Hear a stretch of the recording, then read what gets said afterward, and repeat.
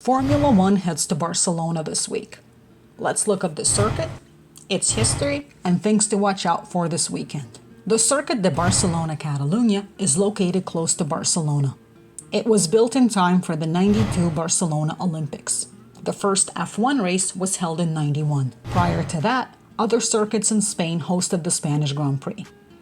The circuit length is about 4.6 kilometers or 2.9 miles and has a race distance of 307.2 kilometers or 190.9 miles and an average speed of 214 kilometers per hour or 133 miles per hour.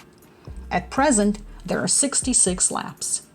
The track features 14 turns. There have been a number of changes to the circuit over the years. The most recent one being earlier this year when the chicane at turns 14-15 was removed, creating one long corner at turn 14. This should provide for more overtaking opportunities heading into the DRS. This is a circuit that most drivers and teams are perhaps the most familiar with. For years, preseason testing took place there. This year, with the number of pre-testing days shortened to 3, testing was moved to Bahrain. Now, let's look at the things to watch out for this weekend. Will it be another 1-2 for Red Bull? Last year, Max Verstappen won the Spanish Grand Prix, with Checo Perez second, and they go into the weekend as the only drivers to have won Grand Prix this year. Perez will be looking to put Monaco behind him, where he crashed in Q1 and as a result started 20th, eventually finishing 16th.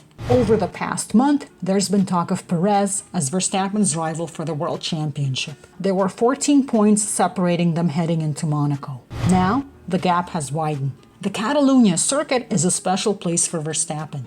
His first win came there in 2016, and it was one of the most memorable races in the Spanish Grand Prix history. It was the height of the turbo hybrid era with Mercedes dominating.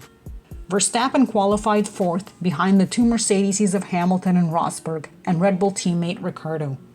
It was his first race for Red Bull, having been promoted from Toro Rosso, now AlphaTauri. Hamilton and Rosberg crashed into each other on lap 1. This propelled Ricciardo into second place. Verstappen overtook him on lap 44 and went on to become the youngest Grand Prix winner in F1 history. Will Alonso's first win with Aston Martin come on home soil? Fernando Alonso's storybook comeback continues.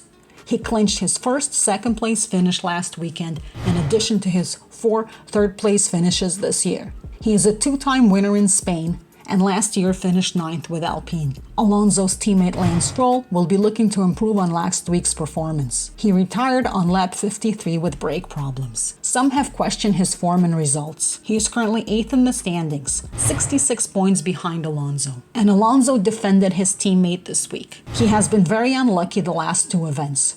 So I really hope for him that he has a little more luck because I don't think that he's missing any pace. It's just opportunistic moments that were not in his side. Will Alpine score another top 3 finish? On Sunday, Alonso was joined on the podium by last year's teammate, Alpine's Esteban Ocon, who clinched the first podium finish for his team this year. Alpine have had a solid start to the year with several top 10 finishes for Ocon and Pierre Gasly.